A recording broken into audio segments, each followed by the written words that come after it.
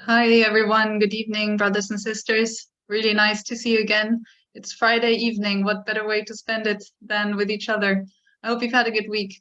Yeah, just if everyone can turn on your camera so that we can see each other, it would be nice if you are somewhat presentable. Okay, yeah, welcome again, everyone. We're going to be having two speeches or talks tonight, as well as team meetings again. The topic of tonight is headaches of God and to parents, and we're going to be having two interesting speakers. So first of all, we're just going to be starting with a prayer. So please join me in prayer. Good evening, Heavenly Parent. We're starting again this foundations course on a Friday evening, and we're really grateful that we have this opportunity to be together. And yeah, we hope that we've been able to think about you in the past week and find throughout this course some different ways and occasions to connect more with you in our lives and to understand you more deeply and to feel your presence in our life. Often you are there, but we don't necessarily notice you, or we don't necessarily connect the different events that happen in our lives to you. So we want to take this opportunity to try to be more aware and more conscious of everything that is happening and what we want to do, and also share this with our brothers and sisters that are here. We pray that you can be with the speakers tonight, and thank you so much that they have taken the time to share their knowledge and wisdom with us. So we pray for all the offline participants as well who aren't here live, and we pray for all the live participants as well. And we invite you to be here tonight with us. This we pray in all of our names, Jew. Okay, hi again also for all those people who just joined now. So so we're going to be starting first with a little exercise. As I was saying, the topic of tonight is headaches of God and to parents. So, there you flash saw the schedule for tonight. It was very fast, but that's fine. We're going to move on and do the exercise, or the first kind of activity of tonight. And so you need for this to take out your phones again. And we're going to be doing a quick exercise on the topic of tonight. What are God and to parents' headaches? So take out your phone and write all the different creative answers that you can think of about what do you think are the headaches of God and to parents. And you can see the link also in the chat. You can use that if you want to use your browser. So you can use your browser or you can use your phone. If you use your phone, you can go on the screen, as it says on the screen, to this address here, www.menti.com, and use the code which is highlighted on the screen. Or you can also join through the link and enter the same code. If you have any issues with Mentimeter, then feel free to ask. So either www.menti.com and with your phone and enter the code, or you can use the link which is in the chat. So what are the headaches of God and to parents?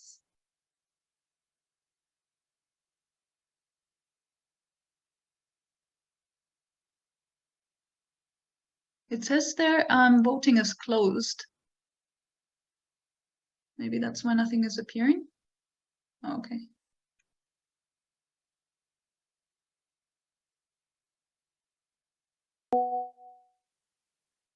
Okay, well, you can already think in this time, you can think of during this time, what do you think are the headaches of God and to parents?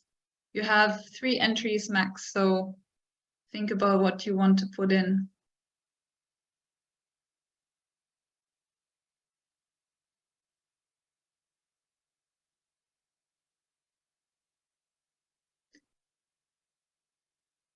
It should be open now. Okay. Type in your answers. You had a little bit longer time now to think about it. Great. They came all at the same time. So we have, Okay, I think that's a test. Oh, I see now. Okay, so we have quite, they seem to be quite equal. So we have sexual immorality, LGBTQ+.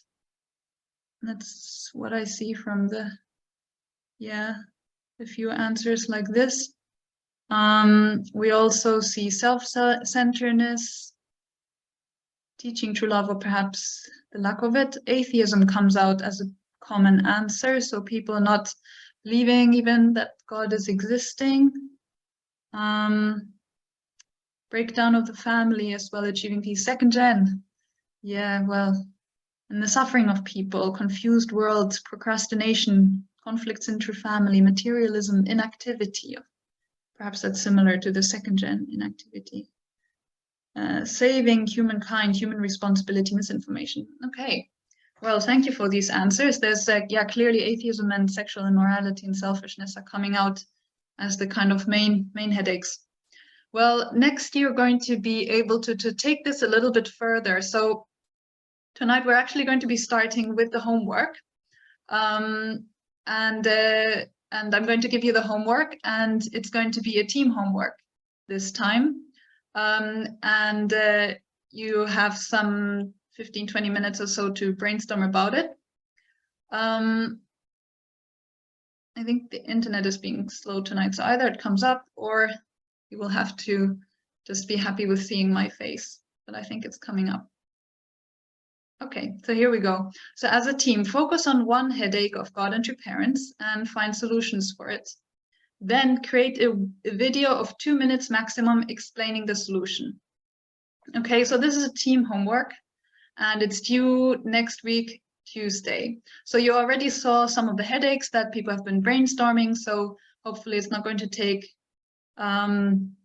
too long to choose one and then focus on some kind of solutions for it and create a video for it. Okay, so let's get into teams.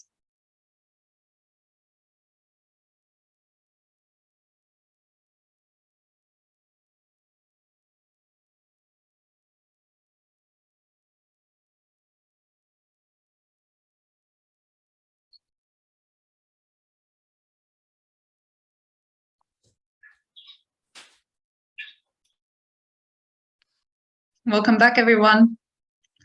I'm curious to find out what kind of things you were discussing, but I'll have to wait.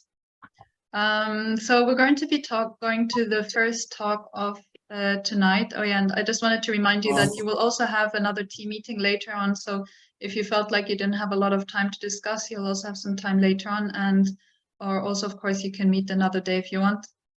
Okay, so we're going to be going to the first talk of tonight, and it's going to be given by Sarah Ahmed. She is the Vice President of FFWP Middle East. She's from Sudan originally, and she's a doctor by training. She's blessed with a Brazilian and living in Lebanon. So please welcome up Sarah. And by the way, if you have any questions, then write them into the chat box. Thanks. And let's welcome up Sarah. Thank you, Sonia. Thank you so much. It's nice to see you online, and it's nice to see everyone. Yeah, thank you for having me here today. I hope I can share something maybe interesting and also meaningful and helpful. As you all know, the topic of today is tailored, or focused on God's headaches. So today, the title of the presentation I'll speak about a little bit is like introduction to these headaches, and it's what is on God's mind, or what's on God's mind.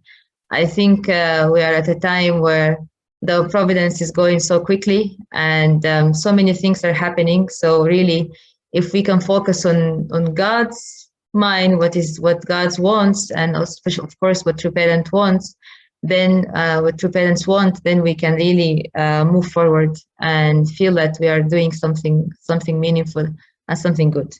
So from true parents' words themselves, talking about God's headaches, it says that God has 3 headaches, and it's interesting. True Father mentioned this few times. He didn't mention it just in one speech.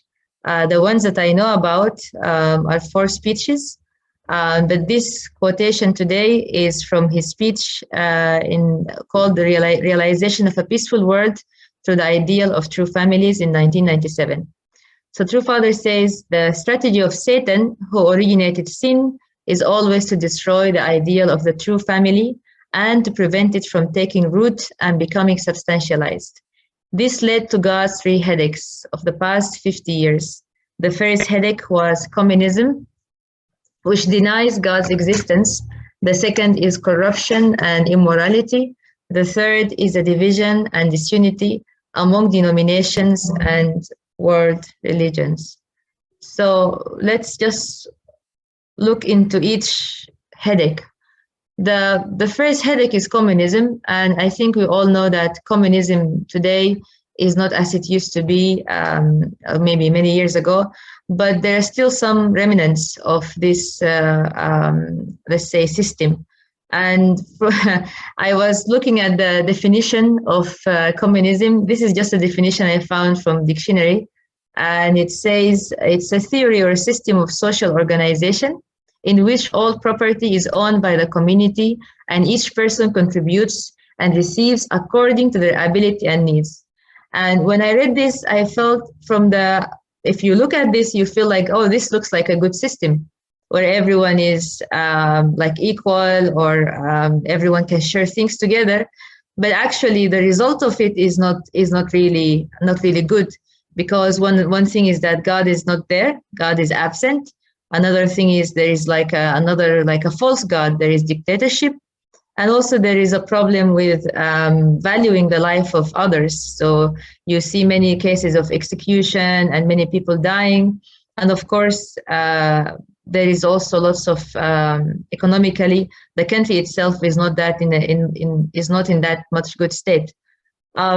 So from this, I mean, when we look at that, it's very clear that we can know only by the fruit or by the results. And I think you all know quote from the Bible: "You shall know them by their fruit." But really, just thinking about this, we need to, like true parents' words, wherever they are, we have to really take them and make them our own words. We have to really understand, how can I fit what true father is speaking about or true mother is speaking about into my own life as an individual.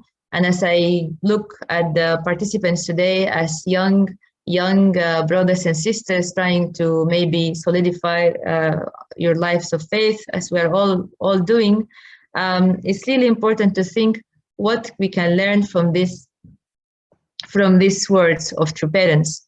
So what do we learn from this? One thing we can learn is that, of course, Satan always presents himself in the ideal. And even the first quote, as we read in the beginning from True Father, that Satan all claims or disturbed or destroyed the ideal of the family. So always externally it looks good, but actually the result or the internal aspect is not true, is false.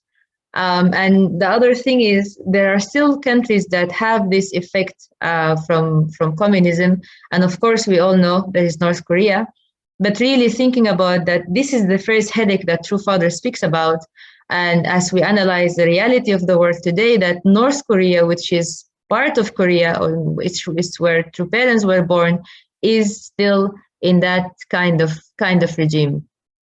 So in a sense, we ourselves to unite with True Mother, unite with True Parents, is very essential to ease Heavenly Parents' heart, the pain in his heart. It's really something that we have to, even though maybe I live in Lebanon. So when I think, how can I support the unification of North and South Korea? I really don't know how I can do, but at least if my heart is connected, if I can have it as something urgent, something that I can be passionate about, then there must be something will appear, or at least through my heart, through my prayers, I can offer something. So really this first issue is something that we can all relate to in the current time, even though communism, we could say communism was in the past, but still the results of communism are in front of us. And then the second headache, which I think we can all see very clearly in the reality of the world today, We continue in True Father's words, again from the same speech. He says, now communism has almost disappeared. However, immorality and social decay are systematically attacking the family. Modern thinking holds that the tradition of family is only one kind of family, and that even homosexuals can form a family and have children through adoption or artificial insemination.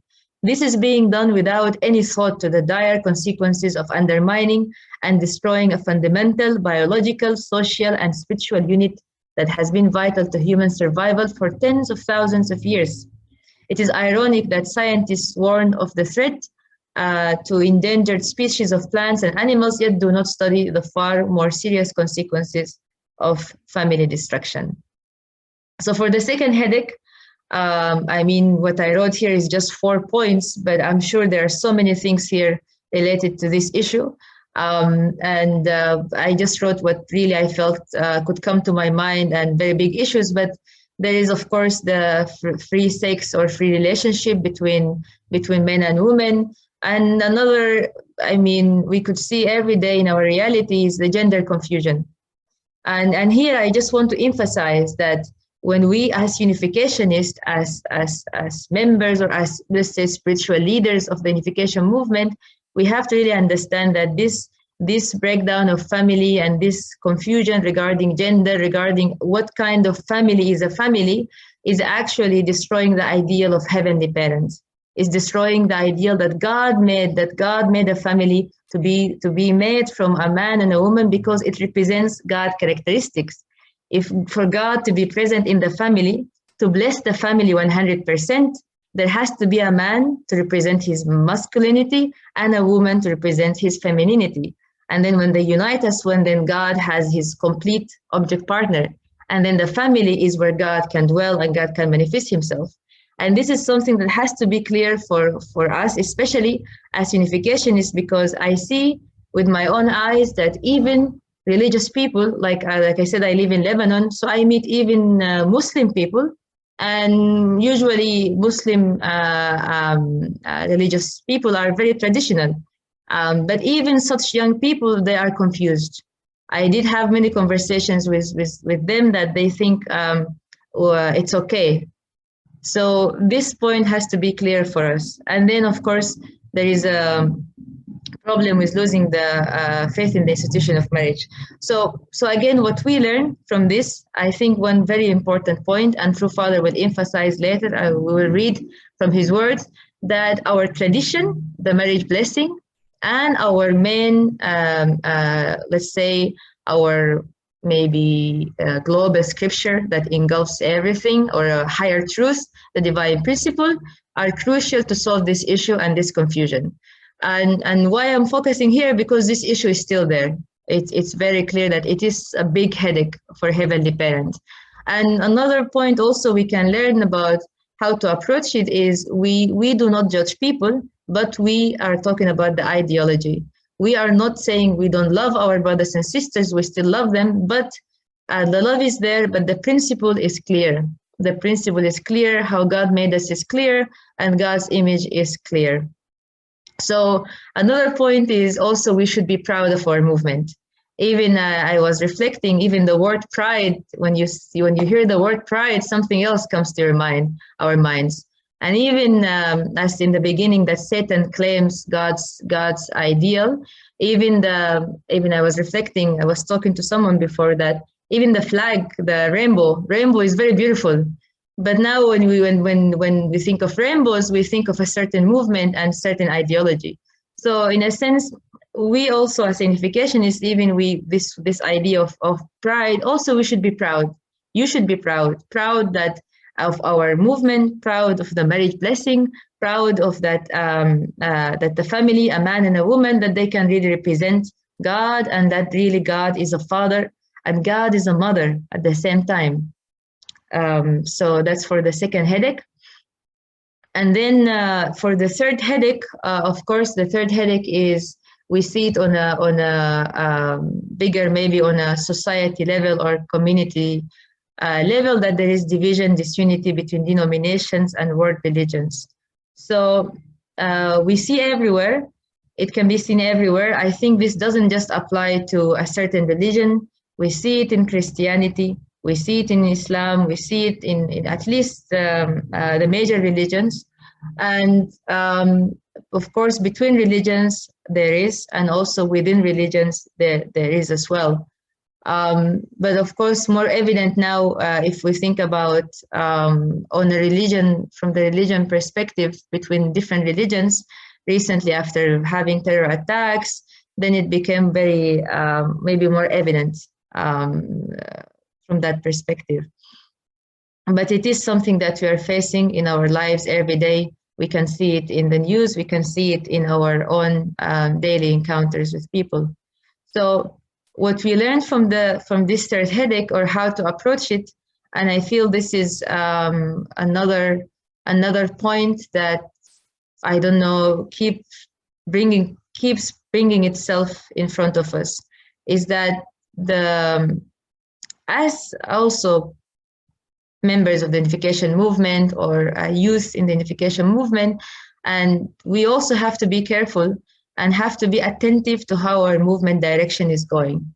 Because really thinking about the previous religions, we have to learn from the difficulties that they went through, and we have to learn from their mistakes. And we need to be careful that our movement, even we are called the unification movement, it's unification. Our movement should not divide. Our movement should not divide. Our youth movement should be united. And even if maybe we see the reality is not that, but at least my responsibility, our responsibility is to be united, And we have a precious opportunity to unite with our true parents, unite with our true mother, because true mother is still alive. And it's such an important time of the providence that true mother is alive, true mother in the physical world, and true father is in the spirit world. So this unity is very crucial for all of us, wherever we are doing, whatever our responsibility is. But still, it's in the hearts, in all of our hearts together. So then True Father continues, and he says how to solve the headaches. And it's very obvious, it's very simple. I was very happy to read this because it's not complicated. So he says, God will never give up. He will save this world no matter what. And he will save it through the ideal and structure of the true family. Then how can God's headache be resolved? How can families become fundamentally healthy? How can divided religions reconcile and cooperate under God? The answer is in the international marriage blessing ceremony. So I like this answer because it's very simple, it's very clear, and it defines my portion of responsibility. My portion of responsibility is that I also think of my life and also prepare myself to be part of this the blessing ceremony, or this true mother, or we say true family movement. And then through this, I am participating to relieve God's headache, even if I'm not the kind of person maybe to go out or to do things in a certain way, but at least my portion of responsibility is to fulfill that, to receive the blessing and to share the blessing, of course, with our brothers and sisters. And God will never give up. So as a conclusion to what I'm saying here, what we are reading of True Father's words, then what can I do? What can you do? We need to equip ourselves with two things. And this is here based on True Mother's words, that she wants to bring our movement with truth and spirit to the old days. So we need to equip ourselves with the truth to protect us, because the only thing that can protect us is the principle. And that's what was supposed to protect Adam and Eve. But also we need to equip ourselves with the spirit, because what really saves people, what really touches people's hearts is true love. True love. So we need the principle and we need true love. And then this ultimately, it leads us to fulfill the three great blessings. We need to, of course, our mind and body unity, our relationship with others, our marriage, and then us and everything surrounding us, and of course with the whole cosmos. So I hope we can all relieve God's headaches. Maybe there are small headaches. Maybe I have some small headaches I cause to Heavenly Parent. but I think we all have our own circumstances. So I hope we can all do our best, and we can really support our true parents, support our true mother, and really find our personal calling to do that, and to really be part of really the, let's say, the medicine. We are the medicine to cure the headache of heavenly parents. So I hope we can do together. So thank you so much for listening. And with this, I end this short presentation. Thank you. Thank you so much, Sarah. We look forward to hearing more from you during the question and answer session. So if you do have your questions, please write them to the chat, to the question and answer person that you will see when you open the chat. So yeah, please keep your questions coming, and we look forward to hearing you again. Thank you, Sarah. Okay, so next we're going to be having a short music break to hear a song that is composed by our second speaker tonight. It's one of his 90 original compositions and over 900 original songs, transcriptions, and arrangements. So that's a big portfolio. And so you're just going to have 5 minutes to reflect on what we've been hearing so far, and enjoy your Friday evening with music.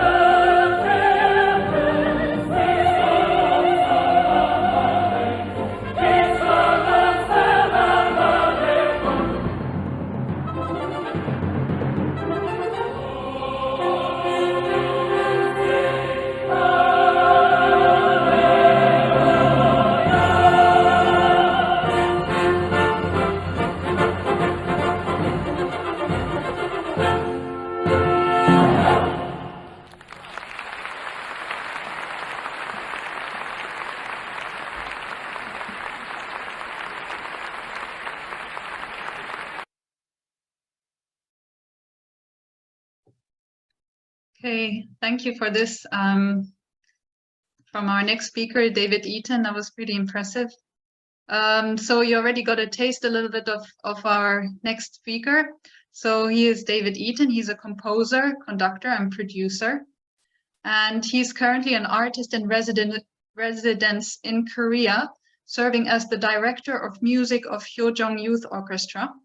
But before that, he was a music director of the New York City Symphony since 1985, and he's also appeared as a guest conductor with orchestras all around the world. So let's welcome him up next. Thank you very much. Good to see everyone. Good morning, good evening, good afternoon, wherever you are. I see someone from Hong Kong here. I see someone from Hong Kong. And, so it's good to be with you. And thank you, Sarah, for your wonderful presentation. You touched on many of the points that I had been thinking about with regards to Heavenly Parents' headaches. And you know, one of them was, of course, the interfaith issue, right? The disunity of the religions. And that particular piece of music that you just heard was conceived and developed based on my having traveled to Israel about 12 times between 2003 and 2012. And the gentleman you saw singing, his name is David Dor. He's a very famous singer in Israel, one of the top singers in Israel. And David sang at an interfaith event that we produced. This was 2004, and I was the producer of that concert. And we had asked David to come and perform. And I didn't know who he was, but he was highly recommended by a couple of our ambassadors for peace. And he gave a great concert in Israel. You know, he sang in English, he sang in Hebrew, he sang in Arabic. He himself is using his music to promote interfaith cooperation. And music can, music and beauty in general can allow us to come together in ways that sometimes religion can't, right? That's the power of art and music and culture. Anyway, after that concert, I did a 21-day prayer condition with Seiko Lee, who you also saw in the video, and my family. And on the 21st day of the condition, I got an email from David saying, we should work together. Let's do some music together. So we started composing and working together. And the piece that you saw was the result of our collaboration.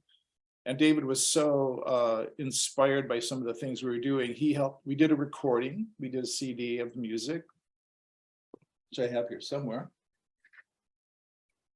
The piece is called Hallelujah, Songs of David. And it's for orchestra, solo voices, and choir. But once we did the recording, David started sharing that with some of his contacts in the Israeli community, and they set up this concert for us. We did several concerts in Europe. That particular concert you just saw was in Belgrade, Serbia. I don't know, do you have any Serbian folks with us here today? But what was interesting, I didn't realize it at the time, but Serbia, what is Serbia now, used to be part of the old Czech Republic and the Czech Yugoslav part of Europe. And I was saying earlier, my grandparents on my mother's side were from Czechoslovakia. So I was actually in my ancestral homeland doing this music. It was pretty remarkable. But I want to talk a little bit about, we were talking about the communism situation. And I wrote a book. I just published a book, which you can get at Amazon.com. And the name of the book is called What Music Tells Me, Beauty, Truth, and Goodness, and Our Cultural Inheritance. So what have we inherited culturally from the past generations, and how those traditions can help us now. But I begin the book with a quote by an American composer, conductor, Leonard Bernstein. And he said, art cannot change events, but it can change people.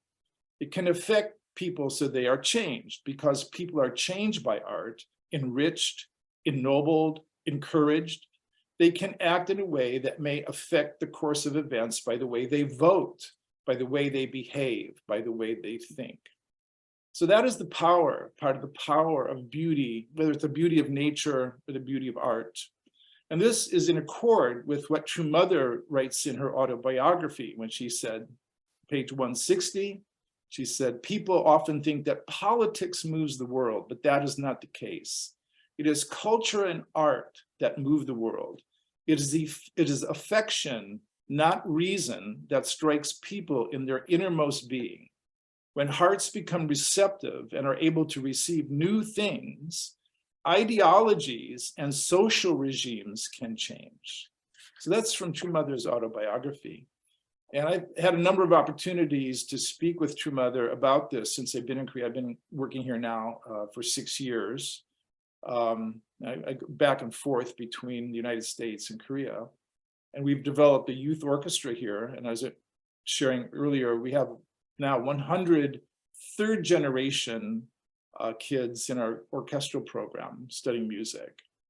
And in talking with True Mother about this, she referenced especially the European artistic tradition, the music, the art that came out of Europe, that she has an affinity for that music because of its connection to the Christian tradition, the Christianity. Western music, as we know, all Western music can be traced back to the Roman Catholic Church, essentially. So True Mother has a certain affinity for this, and she finds beauty in that tradition. And she said, well, it's through music we can bring people together. And I asked her once too about styles of music. And she said, it really doesn't matter so much about the style or the genre, but it's like, what are we singing about? You know, what is the content of our songs, right? And that's a key point, that the motivation behind what we create is very important. Because I always tell people, as artists, we don't create in a vacuum. What we put before the public has consequences. So we have to be careful about what we create and what we put before the public, right? So there's a certain moral obligation on the part of artists to create art and music that will affect society in a positive way. And this is a big theme in my book, actually, the moral responsibility of art and artists. And this is not a new concept. Confucius talked about this. Plato and the Greeks and Aristotle talked about this. St. Augustine talked about this. So the concept, the idea of the moral power of art it has a long history. It goes back thousands of years. And there was a famous Chinese politician by the name of Lu Buwei, and he said that if you should want to know if a particular part of your, or a particular nation or particular sovereignty is well governed, and if the leaders are moral or immoral, the quality of the music will furnish the answer. So the Chinese put a great deal of emphasis on the power of music to shape society in a positive way, okay? So this is a big theme in my book. And of course, as unificationists, those of us who are following the teachings that Sarah talked about, the 3 blessings, right? And developing a culture of peace through the 3 blessings. The artist, the role of the artist is very important in this. And one of the headaches we also were talking about was communism, right? And the old communist model of, or the old communist paradigm, I should say, of, Karl Marx began the communist idea based on what he saw as this inequity between the rich and the poor, the capitalist and the proletariat, right? The bourgeoisie. So that was the driving force behind a lot of the early modalities of communism. And in the United States in the 1930s, after the Great Depression, many people thought that capitalism should just be done away with and we should adopt a different model. And communism became quite popular in the 1930s. And a lot of famous artists embraced communism at that time, not knowing exactly what it was, okay? But there was a movement in America in the 1930s that was very much supportive of Marxism. Okay, so and one of the big headaches now for God is that even though the economic aspect of communism has basically been debunked, communism has not worked economically anywhere. But there's a new brand of communism, which I touch on in my book, and this is what I like to talk about right now, and it's very essential, is that we talk about the cultural wars, and there's something what is now known as cultural Marxism, right? That we're not, that the struggle is no longer characterized by rich or poor. It's characterized by the different modality of oppressor and oppressed, okay? So it's this oppressor-oppressed modality that has become the new kind of, it's the neo-Marxist view of society, that whether it's racial minorities or gender or sexual orientation, this modality of the oppressor and the oppressed is now, that is the continuation of the old Marxist paradigm that used to be about rich and poor. Now it's been psychologized into other modes, okay? So cultural Marxism is the new threat, and you see it all the time, right? We were talking about, well, Sarah touched on the issue of the breakdown of the family and homosexuality. Well, going back to Karl Marx, there's been a history within Marxism to destroy the family. Okay, and there's a great book, if you want to really get a great history on this, by an American author, Paul Kenger. The name of the book is called Takedown: How Communists from the Time of Marx Sought to Sabotage and Destroy Marriage and the Family. Okay, there has been a proactive emphasis within Marxism to take down the family, because the family and God was a hedge against state power. The communists wanted the state to be in charge, but when people believed in God or had a family, they weren't necessarily going to be loyal to the state. So the family and religion became the targets to be destroyed and removed so that state power could be implemented, right? So, and through that, individuality gets lost. The first blessing becomes unattainable if you have to be loyal to the state, and your freedom is diminished. And without freedom, there is no love. Without freedom, there's no love. Love is predicated on choice, volition, right?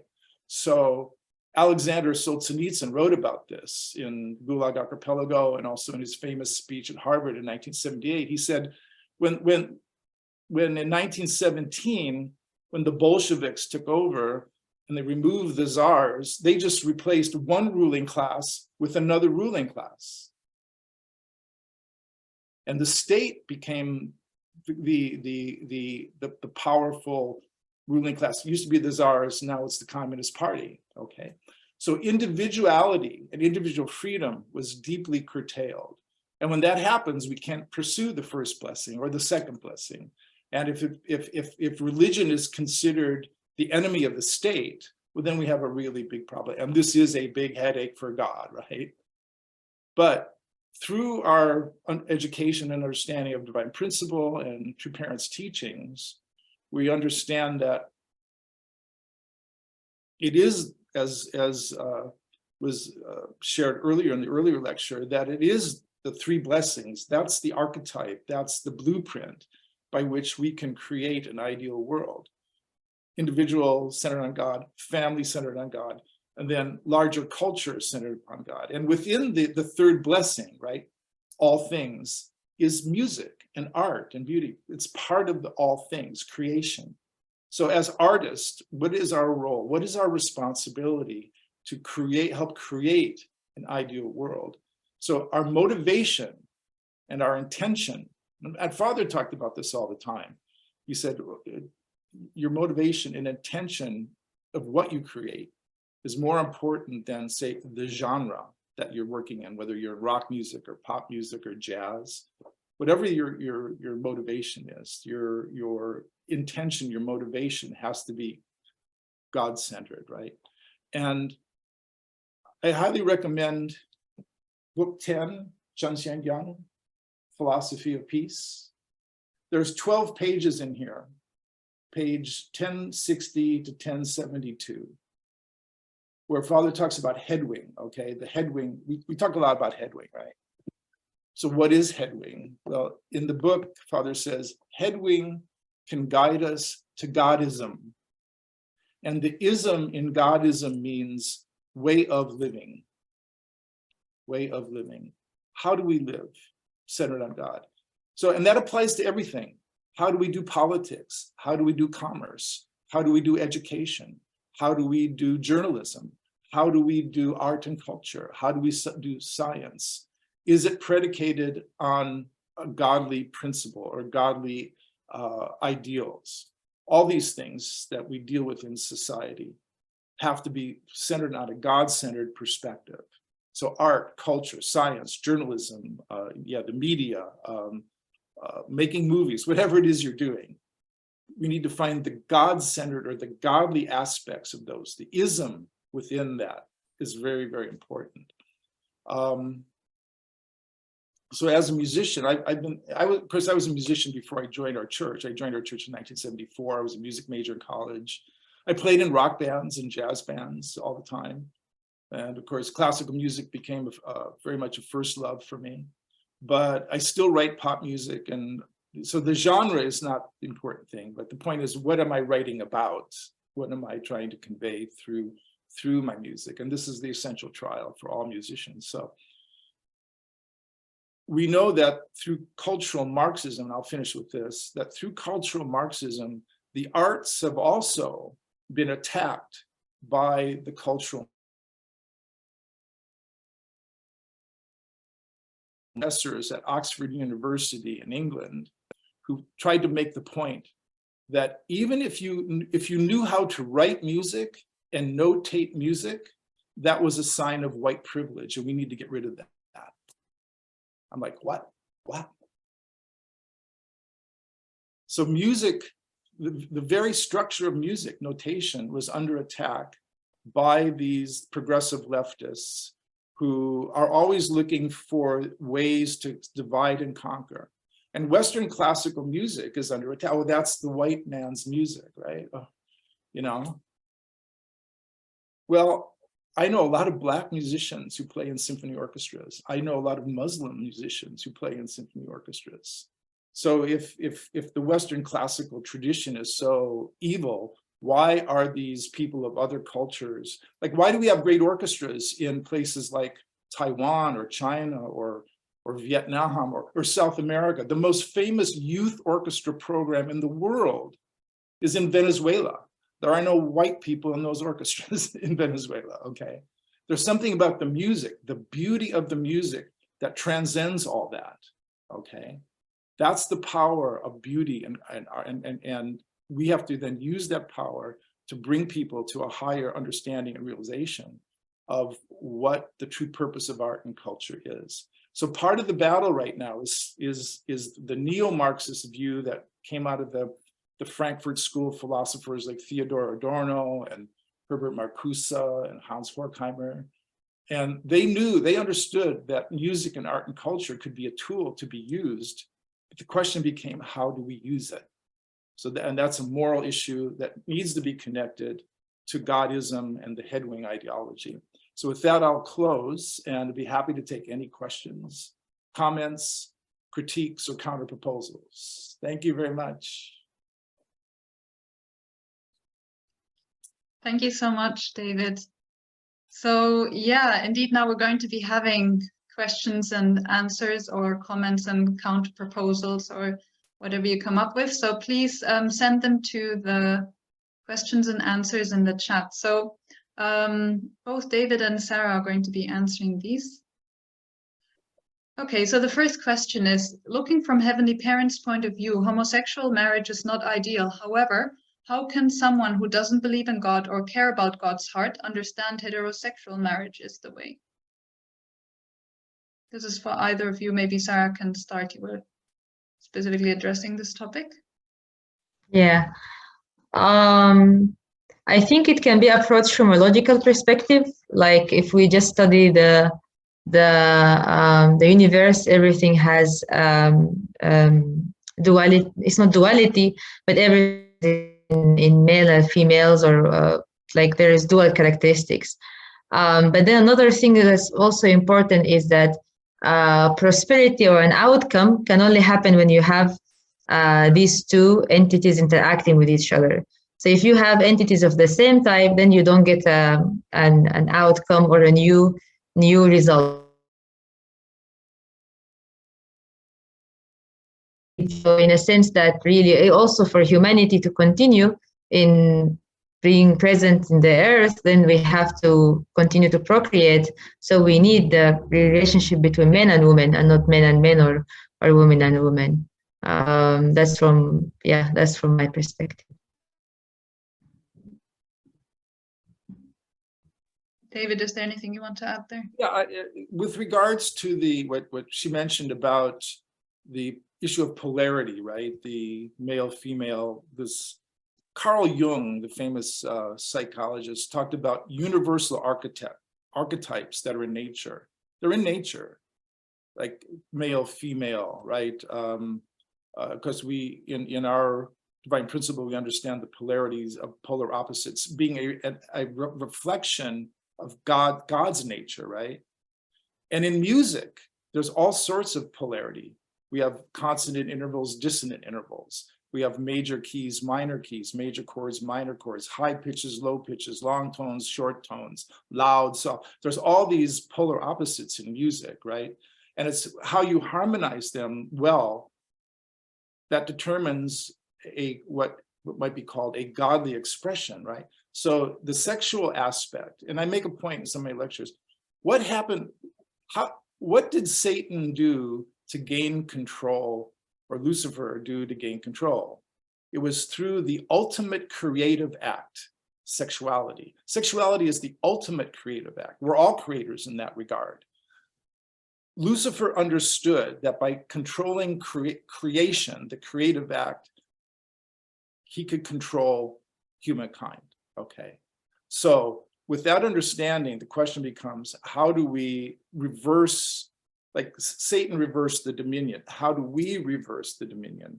And we have to be very proactive in our advocacy of heterosexual marriage. Now, I'm the oldest of 12 children, okay?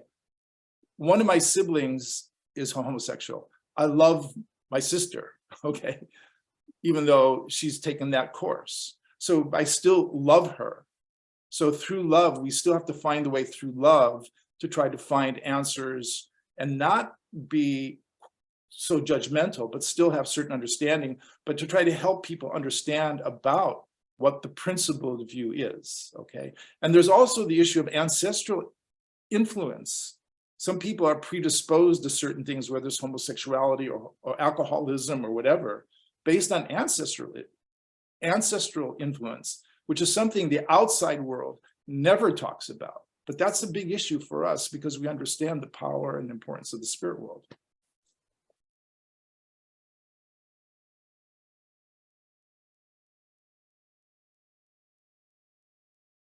Okay, thank you for that. So the next one is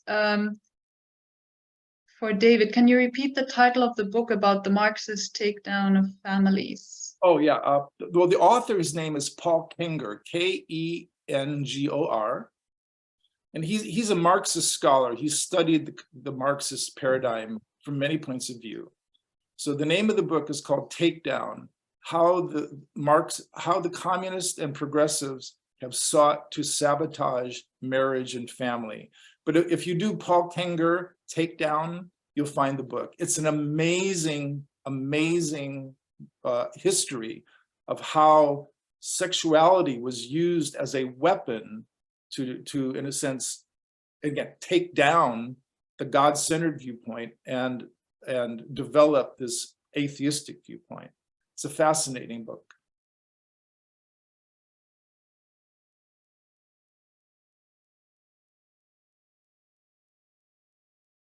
And in the book, I should say, there's one very interesting excerpt from the book.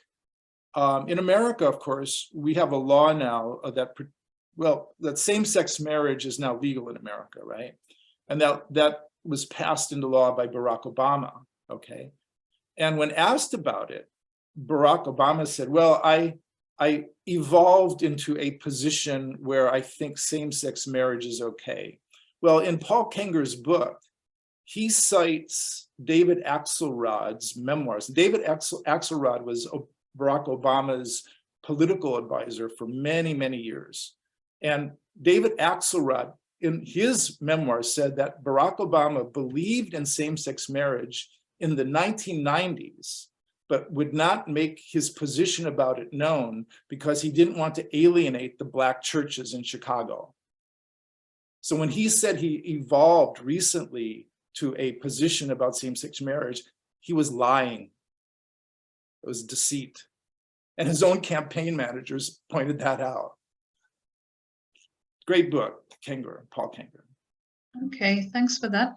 The next question is also for you. Mr. Eaton, you were sharing that the quality of music represents the political state of the nation. Do you have any examples? Yes.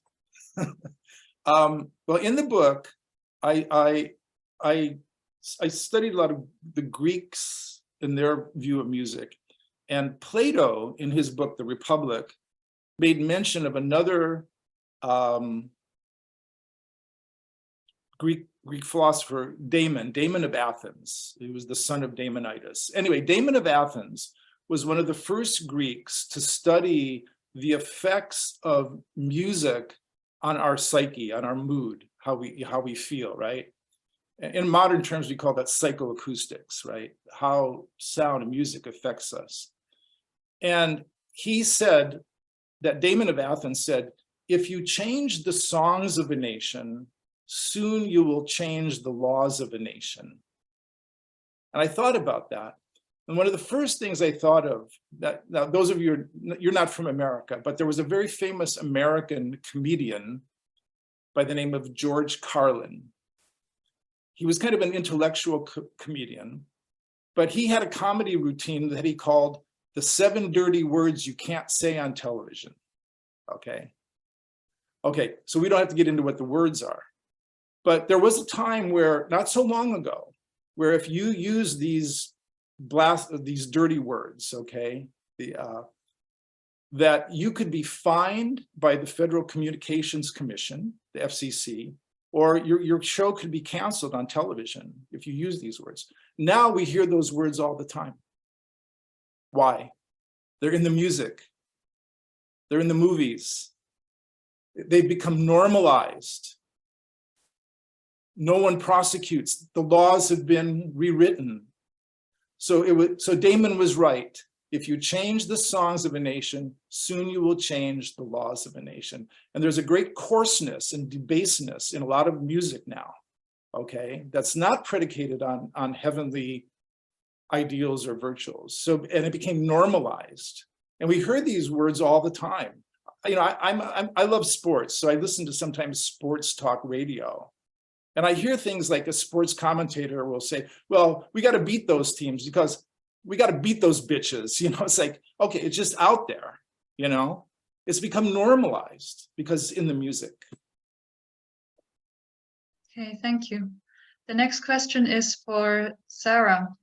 What is the practical solution for the second headaches? I think that was corruption and immorality. The blessing itself, the ceremony and spiritual aspect doesn't necessarily solve people's issues with gender orientation, etc. How can we work on this realistically in today's society?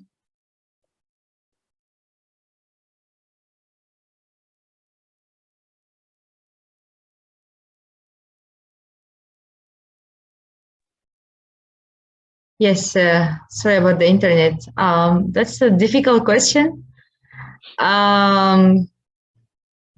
I don't have an answer to this question, but I think the approach has to be from both sides, like a practical approach, more of as me as a medical doctor, because people sometimes tend to approach it just externally or physically, or just as a maybe hormonal thing or something just from the physical world perspective, but I think it needs to be approached from both sides, spiritually and also physically. That both sides have to be addressed, both issues.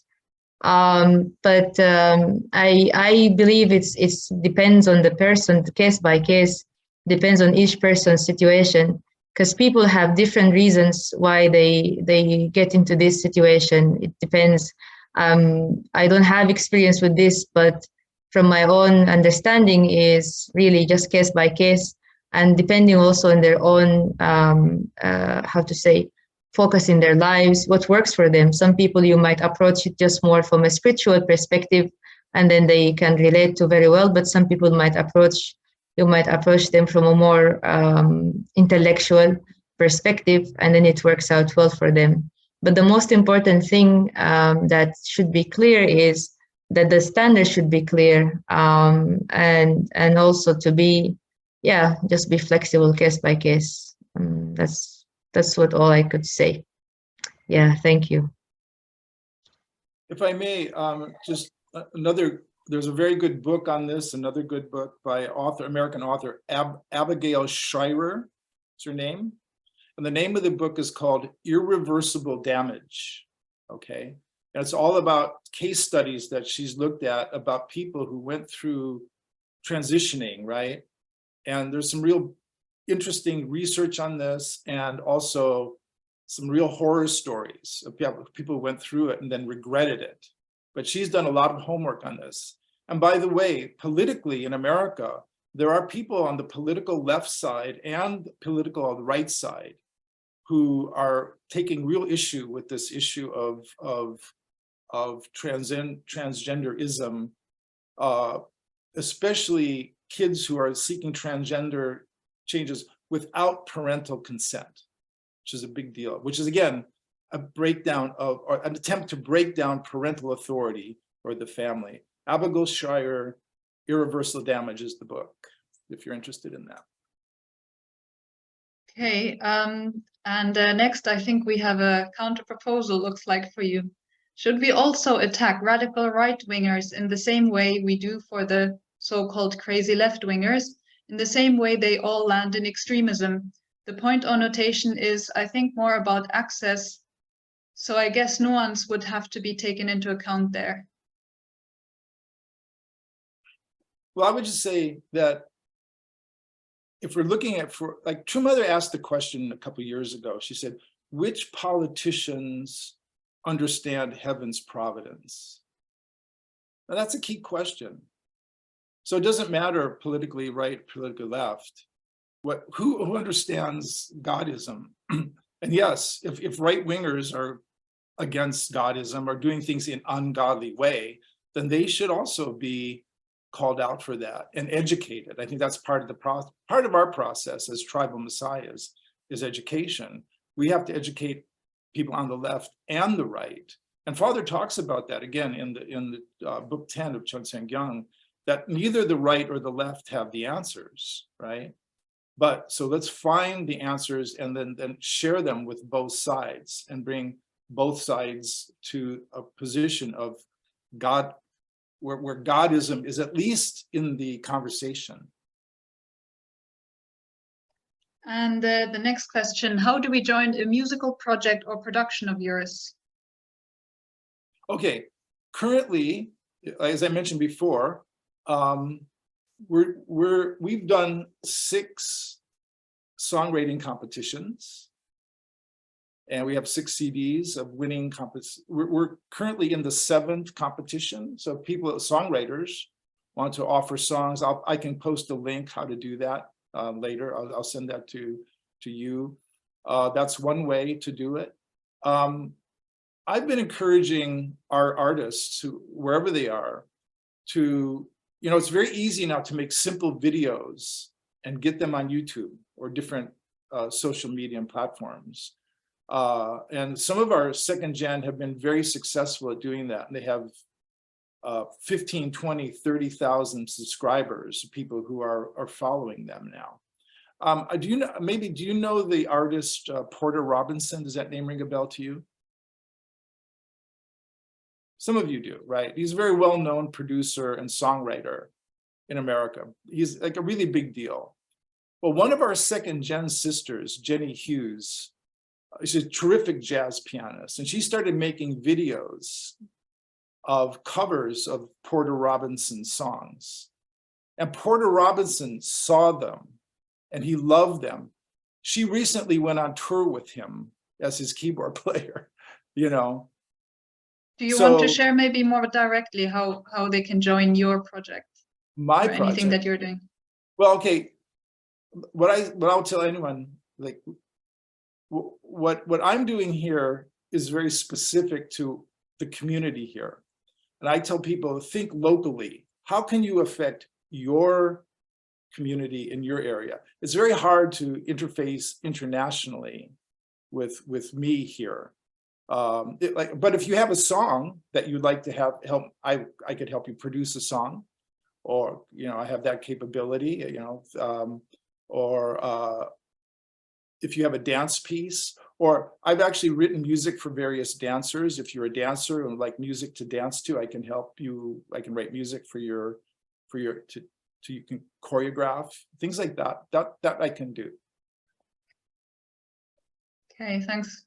That's interesting. Okay, so we have time maybe just quickly for one more question, if you could answer briefly. I think this may be more for Sarah. How can we practically equip ourselves with truth and spirit? That's another good question.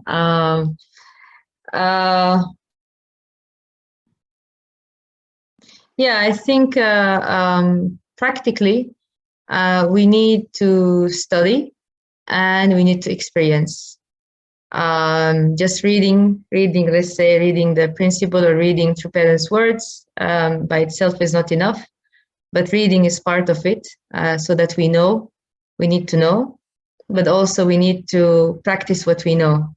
And to practice what we know, I think those who are here today, you're already starting that process of practicing.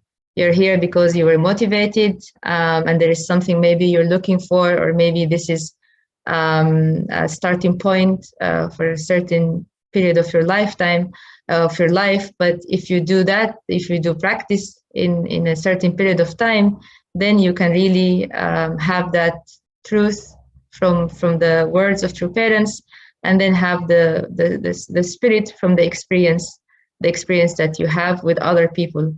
My takeaway from my own experience is you can only, and this is my personal experience, that I could really understand or get closer to God only through other people.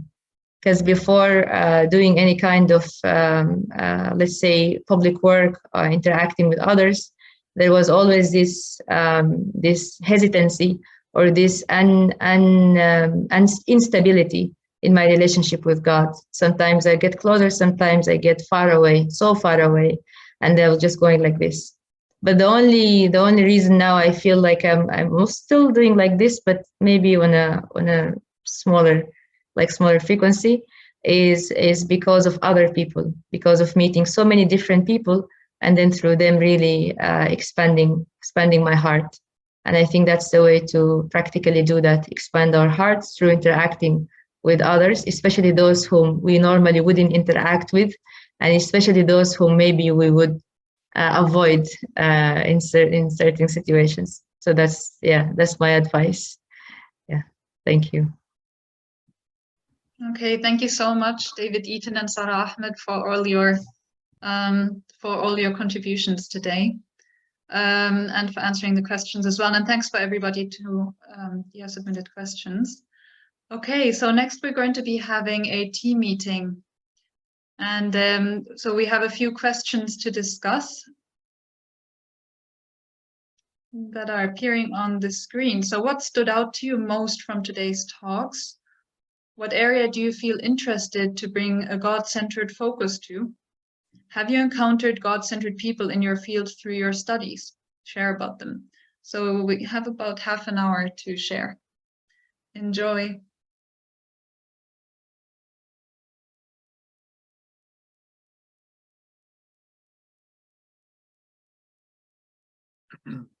Team meetings. Okay, so let's go straight to the announcement. So we're actually now halfway through the program. It's been going really quick, hasn't it? Yeah, things can pass by quickly without noticing. So just make sure that you're getting the most out of the program. You know, be attentive, engage, come on time, join the 100K. We're having interesting discussions there. So, you know, don't let the time pass without being aware of everything that's happening. So first of all, we're not going to have a team leaders meeting tonight. It's going to be on Tuesday after that time, the session. For the homework, as you already received it, it's as a team making a video, very short video of one of the headache of God and two parents, or rather the solutions for it. And the deadline is next Tuesday. Doesn't need to be extremely fancy, even though we have today talked maybe a little bit about arts as well and the quality of it. But the idea behind it is the most important.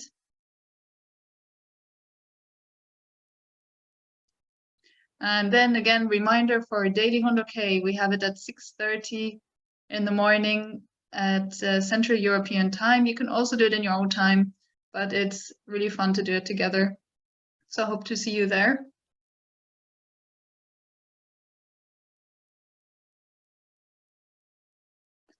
The next session on next Tuesday is the CARP talk.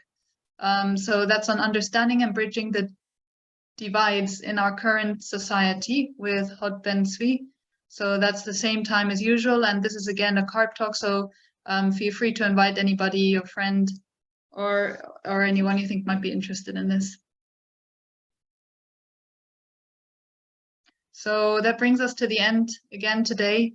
And thank you again so much for attending tonight. And it's been fun to spend this time with you, and hope you have a good weekend. And if I could just ask Uncle David, do you mind praying at the end? Thanks. Okay, can you hear me? Okay. Let's pray. Our Heavenly Parent, we're so grateful for this opportunity to come together, brothers and sisters, centered on you, centered on our two parents, people who have dedicated their lives to a certain ideal that is predicated on principle, divine principle. And True Mother is always telling us that gratitude is really always a key point in everything we do. And so to be grateful can help us get through difficult challenges and difficult problems that we have. So we really want to maintain the heart of gratitude, and also to always be seeking the better way, the principled way to solve problems, but with the right heart, the heart of a parent, is what Sarah was talking about, really understanding our relationship to you, that we're your sons and daughters, and that we're parents to our own children in the future. So it's the parent-child relationship is so important, and creativity, of course, is an essential part of creating the conditions for a culture of peace and all that true parents have advocated. So we're deeply grateful for this opportunity to come together and to meet some of the brothers and sisters here. I know some of your parents. I work with your parents. It's really great to get to know you now, and it's been my pleasure to share, and hopefully we can share more in the future, and keep up the good work that you're doing in Europe, centered on Dr. Balcom and others there who are trying to adhere to true parents' directions, and that we can all be willing participants in the process of creating an ideal world, and through art, music, culture, but really centered on the principles of Godism and living in accordance with heavenly ideals. So we thank you once again for this opportunity to be together, for the organizers who put their time in to create the forum, and for Sarah for her wonderful talk, and the opportunity to share as your Uncle David, I'm very happy to have been part of this. So I offer you this prayer and gratitude, and pray in the name of David and Mary Eaton of the Eaton family and all Bliss Central families represented here today. June. Thanks again, Uncle David, and yeah, have a nice weekend, everyone, and have a great evening. Take care. Is that Bye. Aryan Rai? Aryan Rai? Are you AJ's son? Yeah, that's right. Wow. Yeah, I just met your dad. He was here in Korea. Oh, wow. Can you Yeah. say hi from me?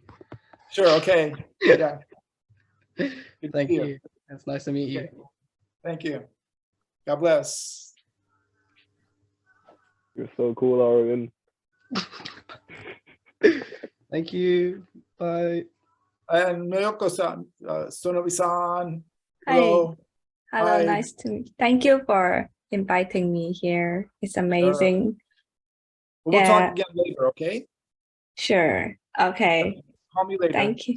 Yeah. Okay. Thank you. Hello, Daniela. Hello. Nice Hi. to meet you here.